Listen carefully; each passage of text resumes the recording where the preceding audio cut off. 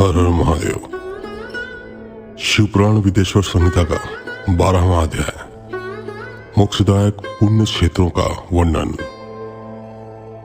सूत जी बोले, हे विद्वान और बुद्धिमान महर्षियों, मैं मोक्ष देने वाले शिव क्षेत्रों का वर्णन कर रहा हूँ। पर्वत, वन और काननों सहित इस पृथ्वी का विस्तार 50 करोड़ योजन है। भगवान शिव की इच्छा से पृथ्वी ने सभी को धारण किया है। भगवान शिव ने भूतल पर विभिन्न स्थानों पर वहां के प्राणियों को मोक्ष देने के लिए शिव क्षेत्र का निर्माण किया है। कुछ क्षेत्रों को देवताओं और ऋषियों ने अपना निवास स्थान बनाया है, इसलिए उसमें तीर्थत्व प्रकट हो गया है। बहुत से तीर्थ ऐसे हैं जो स्वयं प्रकट हुए हैं। तीर्थ क्षेत्र में जाने पर मनुष्य को सदा स्नान, दान और जप करना चाहिए, अन्यथा मनुष्य रोग, गरीबी और मूकता आदि दोषों का भागी हो जाता है। जो मनुष्य अपने देश में मृत्यु को प्राप्त होता है, वह इस पुण्य के फल से दोबारा मनुष्य योनि प्राप्त करता है, परंतु पापी मनुष्य दुर्गति को ही प्राप्त करता है। हे ब्राह्मणों, पुण्य क्षेत्र में किया गया पाप कर्म अधिक दृढ़ होता है, अतः पुण्य क्षेत्र में निवास करते समय पाप कर्म करने से बचना चाहिए। सिंधु और सतलुज नदी के तट पर बहुत से पुण्य क्षेत्र हैं। सरस्वती नदी परम पवित्र और 60 मुख वाली है, अर्थात उसकी 60 धाराएं हैं। इन धाराओं के तट पर निवास करने से परम पद की प्राप्ति होती है। हिमालय से निकली हुई पुण्य सलिला गंगा 100 मुख वाली नदी है। इसके तट पर काशी, प्रयाग आदि पुण्य क्षेत्र हैं। मकर राशि में सूर्य होने पर गंगा की तटभूमि अधिक प्रशस्त एवं पुण्यदायक हो जाती है। सोनभद्र नदी की 10 धाराएं हैं।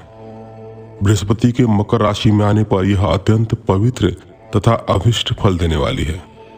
इस समय यहाँ स्नान और उपवास करने से विनायक पद की प्राप्ति होती है। पुण्य सलिला महानदी नर्मदा के 24 मुख हैं। इसमें स्नान करके तट पर निवास करने से मनुष्य को वैष्णव पद की प्राप्ति होती है। तमसा के 12 तथा रीवा के 10 मुख हैं। परम पुण्यमयी गोदावरी के 21 मुख हैं। यह ब्रह्म हत्या तथा गोवध पाप का नाश करने वाली एवं रुद्र लोक देने वाली है। कृष्णवेणी नदी समस्त पापों का नाश करने वाली है। इसके 18 मुख हैं तथा यह विष्णु लोक प्रदान करने वाली है। तुंगभद्रा 10 मुखी है एवं ब्रह्मलोक देने वाली है। सुवर्ण मुखरी के 9 मुख हैं। ब्रह्मलोक से लौटे जीव इसी नदी के तट पर जन्म लेते हैं। सरस्वती नदी, पंपा सरोवर, कन्याकुमारी, अंतरीप तथा शुभकारक श्वेत नदी सभी पुण्य क्षेत्र हैं। इनके तट पर निवास करने से इंद्रलोक की प्राप्ति होती है। महानदी कावेरी परम पुण्यमयी है। इसका 27 मुख है। यह संपूर्ण अभिष्ट वस्तुओं को देने वाली है। इसके तट ब्रह्मा विष्णु का पद देने वाले हैं। कावेरी के जो तट शैव क्षेत्र के अंतर्गत हैं, वे अभिष्ट फल तथा शिवलोक प्रदान करने वाले हैं। नैमिषारण्य तथा बद्रिकाश्रम में सूर्य और बृहस्पति के मेष राशि में आने पर स्नान और पूजन करने से ब्रह्मलोक की प्राप्ति होती है। सिंह और कर्क राशि में सूर्य की संक्रांति होने पर सिंधु नदी में किया गया स्नान तथा केदार तीर्थ के जल का पान एवं स्नान ज्ञानदायक माना जाता है। बृहस्पति के सिंह राशि में स्थित होने पर भाद्र मास में गोदावरी के जल में स्नान करने से शिवलोक की प्राप्ति होती है, ऐसा स्वयं भगवान शिव ने कहा था। सूर्य और बृहस्पति के कन्या राशि में स्थित होने पर यमुना और सोनभद्र में स्नान से धर्मराज और गणेश लोक में महान भोग की प्राप्ति होती है, ऐसी महर्षियों की मान्यता है। सूर्य और बृहस्पति के तुला राशि में होने पर कावेरी नदी में स्नान करने से भगवान विष्णु के वचन की महिमा से अभिष्ट फल की प्राप्ति होती है। मार्गशीर्ष माह में सूर्य और बृहस्पति के वृश्चिक राशि में आने पर नर्मदा में स्नान करने से विष्णु पद की प्राप्ति होती है। सूर्य और बृहस्पति के धनु राशि में होने पर सुवर्ण मुखरी नदी में किया गया स्नान शिवलोक प्रदान करने वाला है। मकर राशि में सूर्य और बृहस्पति के माघ मास में होने पर गंगा जी में किया गया स्नान शिवलोक प्रदान करने वाला है। शिवलोक के पश्चात ब्रह्मा और विष्णु के स्थानों में सुख भोग कर अंत में मनुष्य को ज्ञान की प्राप्ति होती है।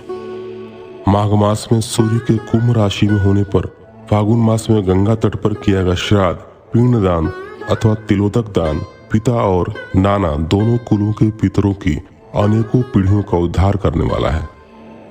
गंगा और कावेरी नदी का आश्रय लेकर तीर्थवास करने से पाप का नाश हो जाता है। ताम्रपर्णी और वेगवती नदियां ब्रह्मलोक की प्राप्ति रूप फल देने वाली हैं। इनके तट पर स्वर्गदायक क्षेत्र हैं। इन नदियों के मध्य में बहुत से पुण्य क्षेत्र हैं। यहाँ निवास करने वाला मनुष्य अभिष्ट फल का भागी होता है। सदाचार, उत्तम वृत्ति तथा सद्भावना के साथ मन में दया भाव रखते हुए विद्वान पुरुष को तीर्थ में निवास करना चाहिए, अन्यथा उसे फल नहीं मिलता। पुण्य क्षेत्र में जीवन बिताने का निश्चय करने पर तथा वास करने पर पहले का सारा पाप तत्काल नष्ट हो जाएगा, क्योंकि पुण्य को ऐश्वर्यदायक कहा जाता है।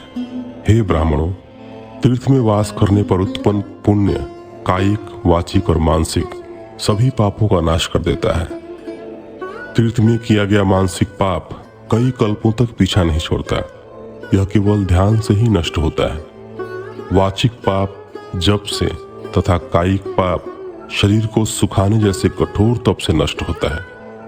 अतः सुख चाहने वाले पुरुष को देवताओं की पूजा करते हुए और ब्राह्मणों को दान देते हुए पाप से बचकर ही तीर्थ में निवास करना चाहिए। 13वां अध्याय सदाचार, संध्या बंदन, प्रणव, गायत्री जाप एवं अग्निहोत्र की विधि तथा महिमा। ऋषियों ने कहा, सूत जी, आप हमें वह सदाचार सुनाइए जिससे विद्वान पुरुष पुण्य लोकों पर विजय पाता है।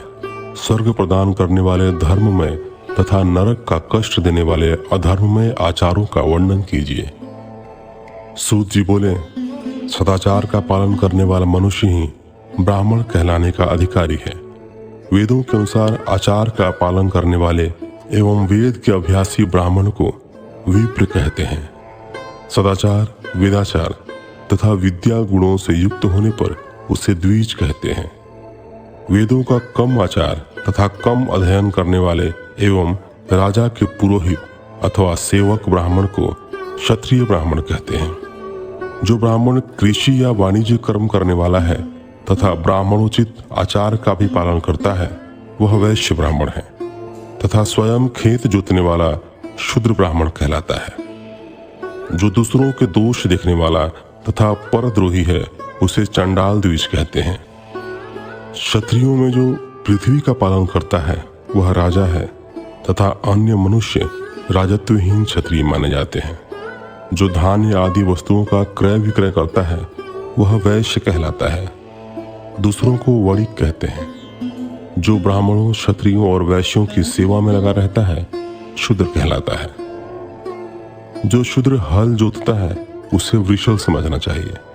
इन सभी वर्णों के मनुष्यों को चाहिए कि वे ब्रह्म मुहूर्त में उठकर पूर्व की ओर मुख करके देवताओं का, धर्म का, अर्थ का, उसकी प्राप्ति के लिए उठाए जाने वाले क्लेशों का तथा आय और व्यय का चिंतन करें। रात के अंतिम प्रहर के मध्य भाग में मनुष्य को उठकर मलमूत्र त्याग करना चाहिए। घर से बाहर शरीर को ढक कर जाकर उत्तराभिमुख होकर मलमूत्र का त्याग करें। जल, अग्नि, ब्राह्मण तथा देवताओं का स्थान बचाकर बैठें। उठने पर उस ओर न देखें। हाथ पैरों की शुद्धि करके 8 बार कुल्ला करें। किसी वृक्ष के पत्ते से दातुन करें। दातुन करते समय तर्जनी उंगली का उपयोग नहीं करें। तदंतर जल संबंधी देवताओं को नमस्कार कर मंत्र पाठ करते हुए जलाशय में स्नान करें। यदि कंठ तक या कमर तक पानी में खड़े होने की शक्ति न हो तो घुटने तक जल में खड़े होकर ऊपर जल छिड़क कर मंत्रोच्चारण करते हुए स्नान कर तर्पण करें। इसके उपरांत वस्त्र धारण कर उत्तरीय भी धारण करें। नदी अथवा तीर्थ में स्नान करने पर उतारे हुए वस्त्र वहां न धोएं। उसे किसी कुएं, बावड़ी अथवा घर ले जाकर धोएं। कपड़ों को निचोड़ने से जो जल गिरता है वह एक श्रेणी के पितरों की तृप्ति के लिए होता है। इसके बाद जाबाली उपनिषद में बताए गए मंत्र से भस्म लेकर लगाएं। इस विधि का पालन करने से पूर्व यदि भस्म गिर जाए तो गिराने वाला मनुष्य नरक में जाता है। आपोहिष्ठा मंत्र से पाप शांति के लिए सिर पर जल छिड़क कर यस्य शयाय मंत्र पढ़कर पैर पर जल छिड़कें। आपोहिष्ठा में 3 ऋचाएं हैं। पहली ऋचा का पाठ कर पैर, मस्तक और हृदय में जल छिड़के। दूसरी ऋचा का पाठ कर मस्तक, हृदय और पैर पर जल छिड़के तथा तीसरी ऋचा का पाठ करके हृदय, मस्तक और पैर पर जल छिड़के। इस प्रकार के स्नान को मंत्र स्नान कहते हैं। किसी अपवित्र वस्तु से स्पर्श हो जाने पर, स्वास्थ्य ठीक न रहने पर, यात्रा में या जल उपलब्ध न होने की दशा में मंत्र स्नान करना चाहिए। प्रातःकाल की संध्योपासना में गायत्री मंत्र का जाप करके 3 बार सूर्य को अर्घ दें। मध्याह्न में गायत्री मंत्र का उच्चारण कर सूर्य को एक अर्घ देना चाहिए। सायंकाल में पश्चिम की ओर मुख करके पृथ्वी पर ही सूर्य को अर्घ दें। सायंकाल में सूर्यास्त से 2 घड़ी पहले की गई संध्या का कोई महत्व नहीं होता। ठीक समय पर ही संध्या करनी चाहिए। यदि संध्योपासना किए बिना एक दिन बीत जाए तो उसके प्रायश्चित हेतु अगली संध्या के समय 100 गायत्री मंत्र का जाप करें। 10 दिन छूटने पर 1 लाख तथा 1 माह छूटने पर अपना उपनयन संस्कार कराएं। अर्थ सिद्धि के लिए ईश, गौरी, कार्तिकेय, विष्णु, ब्रह्मा, चंद्रमा और यम एवं अन्य देवताओं का शुद्ध जल से तर्पण करें। तीर्थ के दक्षिण में, मंत्रालय में, देवालय में अथवा घर में आसन पर बैठकर अपनी बुद्धि को स्थिर कर देवताओं को नमस्कार कर प्रणव मंत्र का जाप करने के पश्चात गायत्री मंत्र का जाप करें। प्रणव के अ, उ और म तीनों अक्षरों में जीव और ब्रह्मा की एकता का प्रतिपादन होता है। अतः प्रणव मंत्र का जाप करते समय मन में यह भावना होनी चाहिए कि हम तीनों लोकों की सृष्टि करने वाले ब्रह्मा, पालन करने वाले विष्णु तथा संहार करने वाले रुद्र की उपासना कर रहे हैं। यह ब्रह्म स्वरूप ओमकार हमारी कर्मेंद्रियों, ज्ञानेंद्रियों, मन की वृत्तियों तथा बुद्धि वृत्तियों को सदा भोग और मोक्ष प्रदान करने वाले धर्म एवं ज्ञान की ओर प्रेरित करें। जो मनुष्य प्रणव मंत्र के अर्थ का चिंतन करते हुए इसका जाप करते हैं वे निश्चय ही ब्रह्म को प्राप्त करते हैं, तथा जो मनुष्य बिना अर्थ जाने प्रणव मंत्र का जप करते हैं उनको ब्राह्मणत्व की पूर्ति होती है।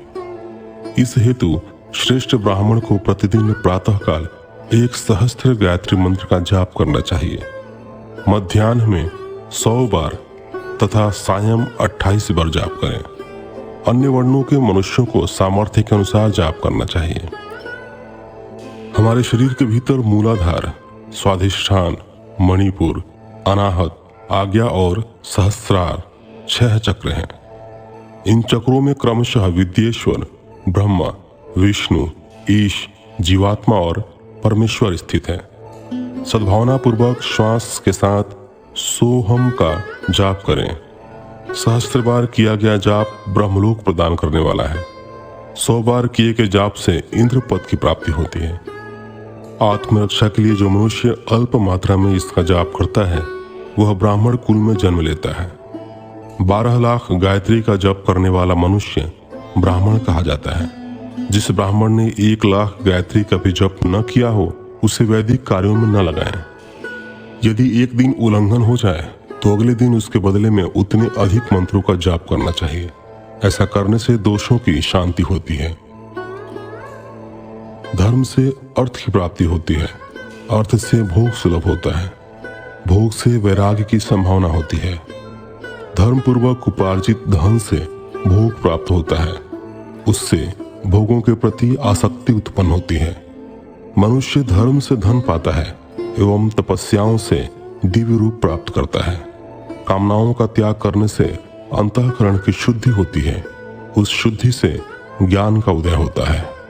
सतयुग में तप को तथा कलयुग में दान को धर्म का अच्छा साधन माना गया है। सतयुग में ध्यान से, त्रेता में तपस्या से और द्वापर में यज्ञ करने से ज्ञान की सिद्धि होती है, परंतु कलयुग में प्रतिमा की पूजा से ज्ञान लाभ होता है। अधर्म हिंसात्मक और दुख देने वाला है। धर्म से सुख व अभ्युदय की प्राप्ति होती है। दुराचार से दुख तथा सदाचार से सुख मिलता है।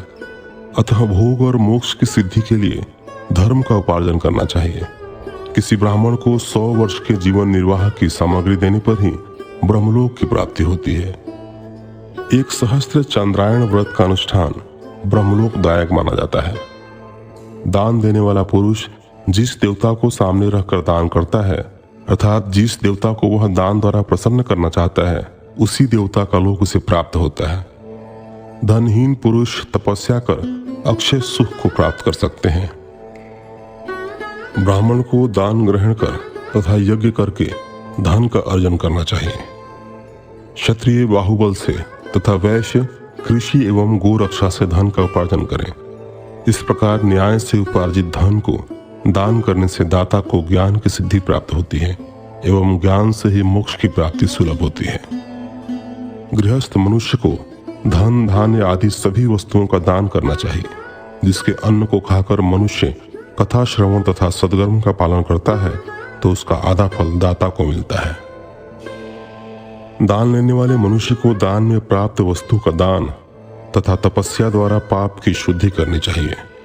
उसे अपने धन के 3 भाग करने चाहिए, एक धर्म के लिए, दूसरा वृद्धि के लिए एवं तीसरा उपभोग के लिए।